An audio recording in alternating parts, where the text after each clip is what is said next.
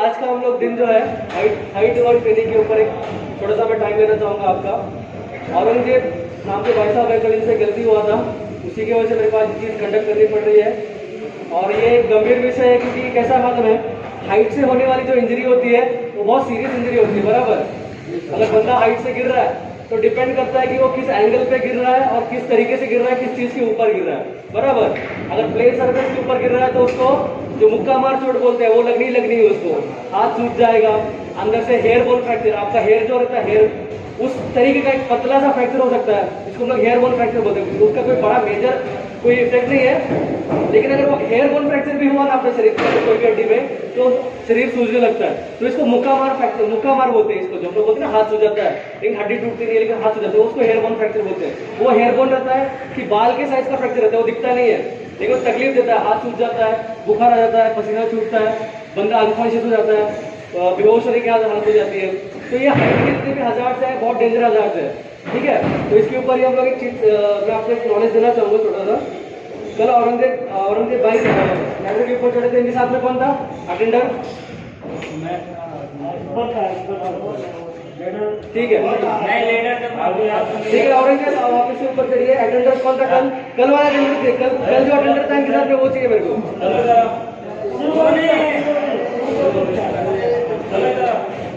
जल्दी कल कौन सा अटेंडर इनके साथ में थोड़ा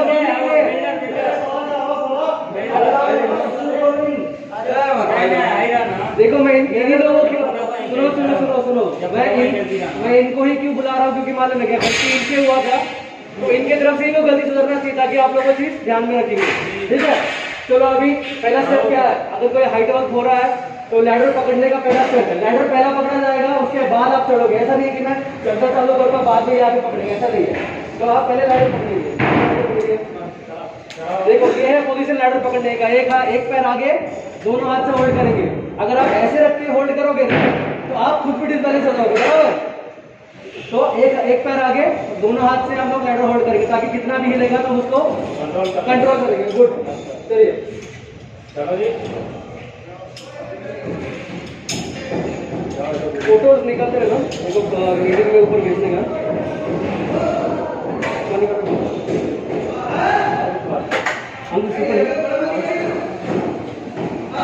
देखिए रुक जाओ, दूसरा गलती ये जो है इसको हम लोग क्या बोलते हैं, इसको हम लोग रग्स बोलते हैं। रग्स जो पायरी जो सीढ़ियाँ होती है, सीढ़ियों का जो पैर रखने का जो हिस्सा होता है उसको हम लोग इंग्लिश में रग्स बोलते हैं। Rugs, RUGS, rugs.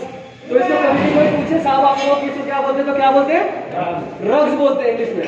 तो हमें ये ऊपर के दो रग्स पे काम नहीं करना है, ये दो ऊपर के रग्स पे काम नहीं करना और टॉप रग पे, टॉप प्लेटफॉर्म पे काम नहीं करना है। अगर बिल्कुल ही हाइट नहीं मिल रहा है तो हमें उसके ऊपर काम करेंगे क्या ऊपर के अंदर आएगा। फिर अगर आप ऊपर के दो रग्स पे काम कर रहे हैं या फिर प्लेटफॉर्म पे काम कर रहे हैं तो मुझे डॉट एंडर चाहिए, ये स्टैंडर्ड है हमारा। अगर हम लोग दो रग्स के नीचे काम कर रहे हैं तो हमें एक अटेंडर चलेगा, एक अटेंडर से काम हो जाएगा। लेकिन हम लोग ऊपर के दो रग्स पे और ज्यादा हाइट पाने के लिए हम लोग प्लेटफॉर्म पे काम कर रहे हैं तो उसके लिए दो अटेंडर का जरूरत है। एज पर UCW एक्ट वो स्टैंडर्ड है, ठीक है। चलिए अभी उसको हाइट मिल रहा है बराबर पाइप पे काम करने का? नहीं मिल रहा है। क्या अभी समझिए क्या काम है? ऊपर वेल्डिंग का काम है, नीचे का जॉइंट हो जाएगा। अभी समझिए ऊपर का जॉइंट चाहिए मुझे, तो उसके लिए उसको एक रग ऊपर चढ़ना पड़ेगा, बराबर।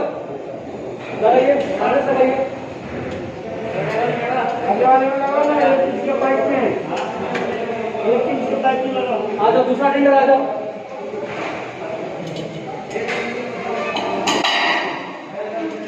क्योंकि जैसे जैसे टेंडर का हाइट बढ़ता है वैसे उसका डिसबैलेंस सेंटर ऑफ ग्रेविटी जिसको बोलते हैं हम लोग, वो हिलने का चांस बढ़ जाता है। अगर आप लैडर पे यहाँ खड़े हो तो आप लैडर के सेंटर में हो, आप उसको ज्यादा हिलने नहीं दोगे। लेकिन आप लैडर के ऊपर चले गए तो लैडर हिलने का ज्यादा चांस, क्या आपका सेंटर ऑफ ग्रेविटी जो है गुरुत्वाकर्षण वो पूरा डिसबैलेंस हो जाता है, ठीक है। अभी ये बिल्कुल सही तरीका है। ऊपर के रथ पे काम कर रहे हो तो दो टेंडर, ऊपर से दो रथ नीचे काम कर रहे हो तो एक टेंडर, ठीक है।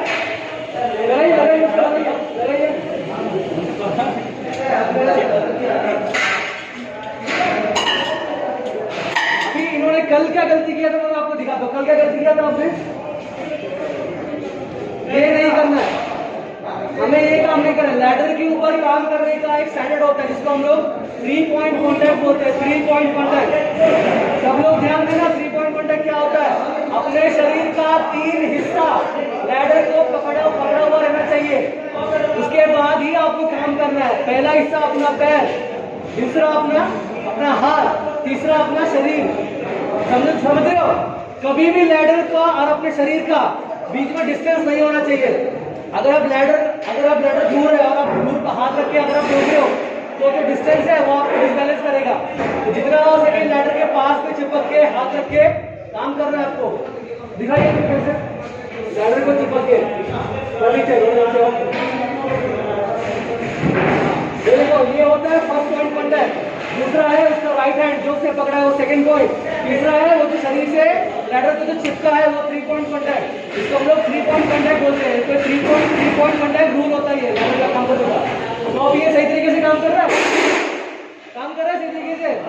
आपको अपनी गति बदल ली। कल मैंने क्या कर दिया था, मुझे इस तरफ पैर डाला था। तो ये हम लोग ओवर रीच मतलब गलत तरीके से पहुंच के काम नहीं करता है। उसको हम लोग ओवर रीच पोजीशन बोलते हैं। जो काम हमारा सही तरीके से हो रहा है हम उसको सही तरीके से करेंगे। ऐसा नहीं कि मैंने लैडर यहाँ लगाया है और मुझे काम यहाँ पे करना है, बराबर? ये काम नहीं करना है। आपको यहाँ पे काम है तो लैडर यहाँ लेके जाओ। यहाँ पे काम है तो यहीं रखो, लेकिन ओवर रीच वाला पोजीशन मत करो। यहाँ पे मुझे करना लगाना यहाँ खड़े होके या यहाँ खड़े होके, ये गलत है। ठीक है, अभी आप निकालिए निकालो।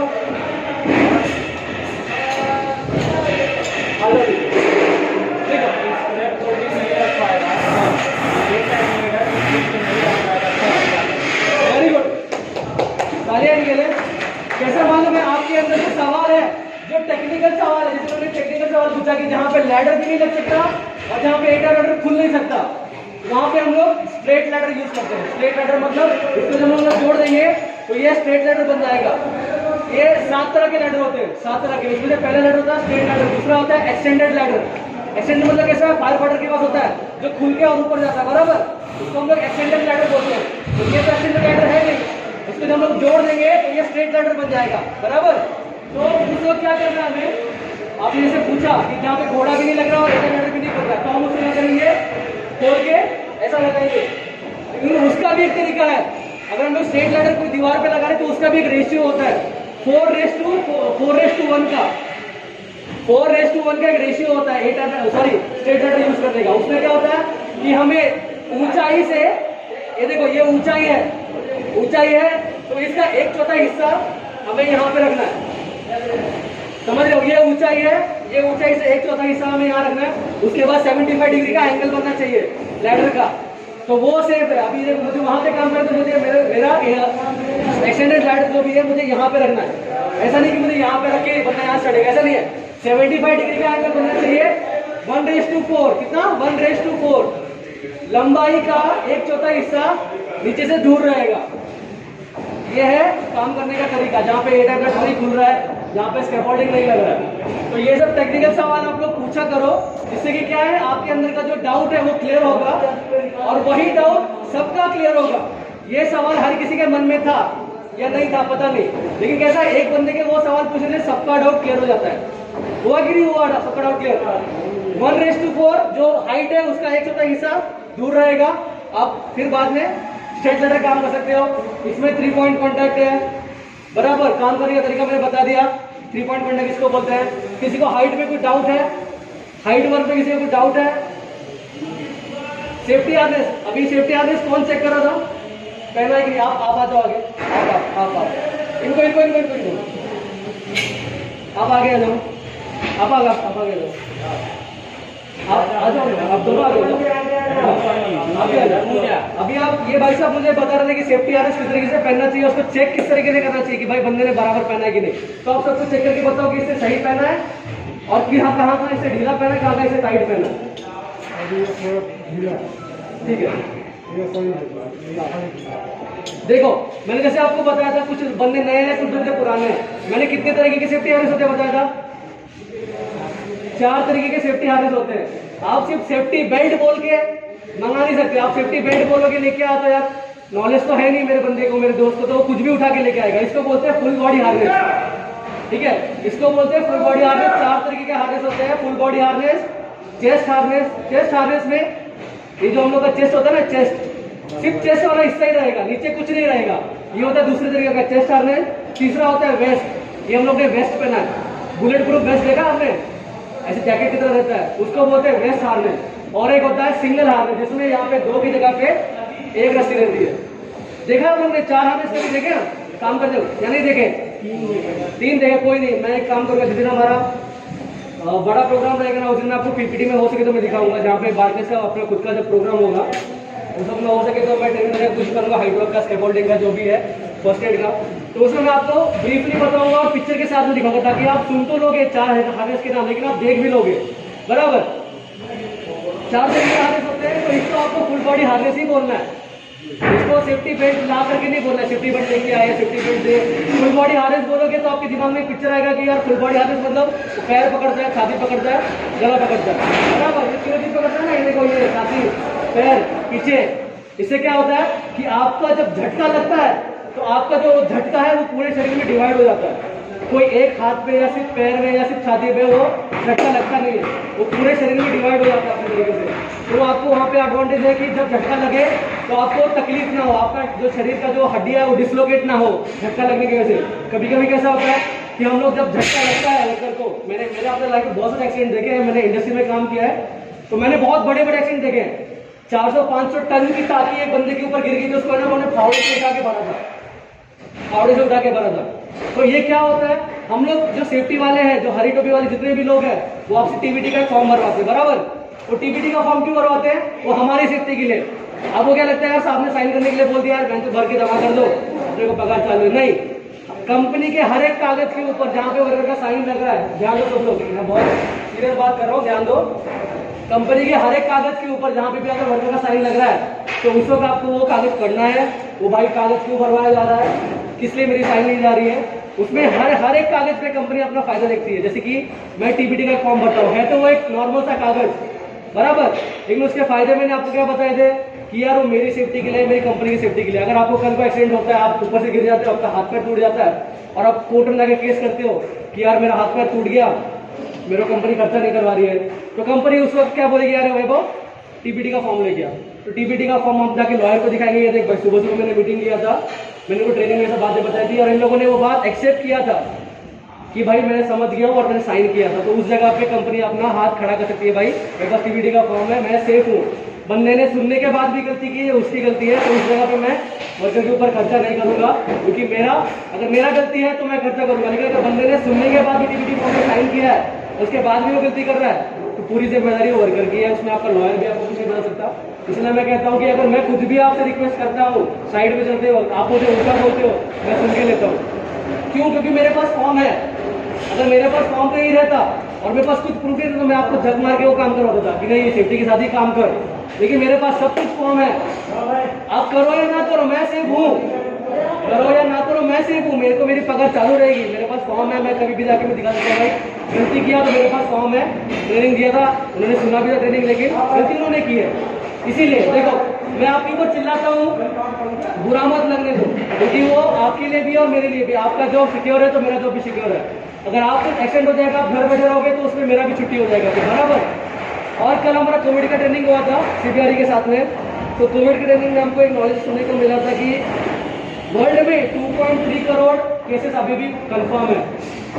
हम लोग के मन में से डर निकल गया ना कोरोना का, बराबर, इसलिए तो चिपक के बैठ रहे हैं हम लोग एक दूसरे से। मैं 10 बार बोलता हूँ फिर भी आप सुनने नहीं, चिपक के बैठ रहे हो, दूसरे एजेंसी के वर्कर के साथ घूम फिर रहे हो, बराबर। ऐसा नहीं करना है। अभी फिलहाल पूरे वर्ल्ड में 2.3 करोड़ लोग अभी भी कंफर्म है। इंडिया में ही 10 लाख लोग पॉजिटिव है, घूम रहे हैं अभी भी, उसमें से 1 लाख लोग मर चुके हैं। तो कोरोना अभी भी गया नहीं है। कोरोना जब तक नहीं जाता तब तक आप लोगों को सोशल डिस्टेंसिंग मेंटेन करना है।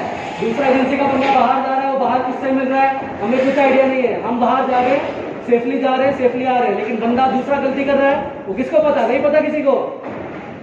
इसीलिए अपनी भी सुरक्षा रखो यार। इंजीनियर साहब आप लोग से मिलते हैं, आपके सामने आते हैं, सुपरवाइजर साहब आपके सामने आते हैं, आपसे मिलते हैं, आपके साथ कागज का हेर बदल करते हैं, आपसे कागज लेते हैं, आप ड्राइंग पकड़ते हो, ड्राइंग देखते हो, तो इससे क्या है, वो चीज़ आगे बढ़ रही है।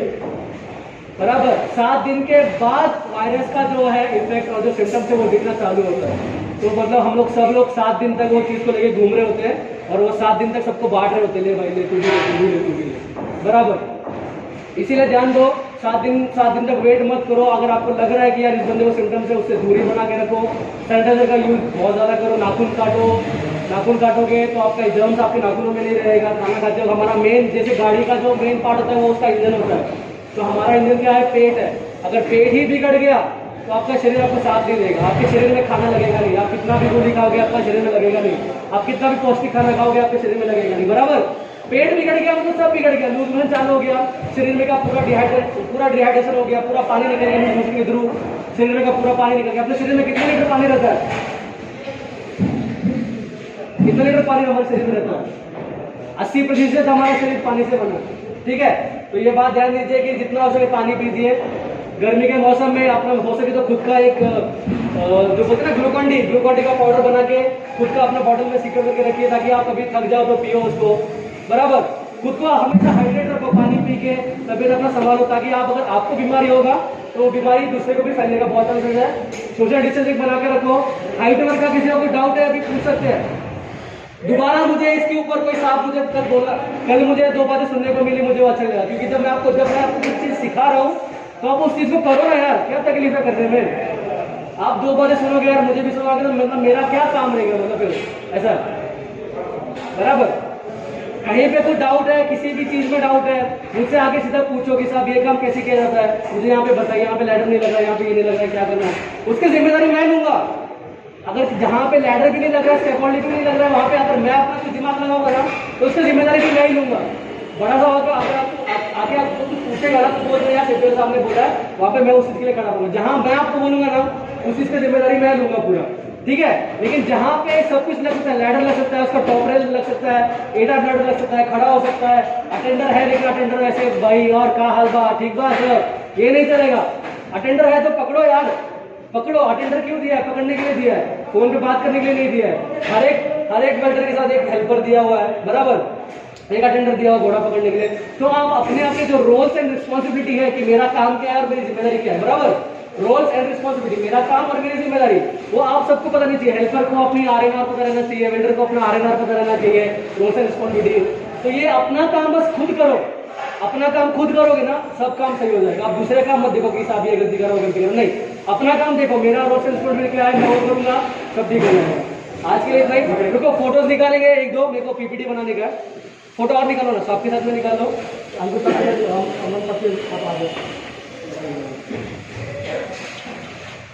इधर इधर इधर अब फोटो निकालो, ठीक है। ये आप देखेंगे प्रॉपर्ली टाइट है कि नहीं, बराबर, ये टाइट है कि नहीं। यहाँ पे ध्यान रखना चाहिए थोड़ा बहुत, क्योंकि ज्यादा भी टाइट रहेगा तो आपका ब्लड फ्लो रुक जाएगा। तो ये हमको ध्यान देना है, ब्लड फ्लो ना रुके करके। ज्यादा टाइट भी नहीं रहना चाहिए, ज्यादा लूज भी नहीं रहना चाहिए। और इसको ये जो चेक करने का तरीका है भाई, हाथ में,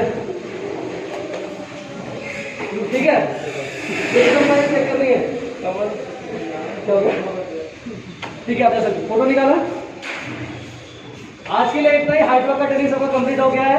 तो हम लोग हो सके तो आगे स्कैफोल्डिंग का भी करेंगे और बहुत सारी ट्रेनिंग करेंगे।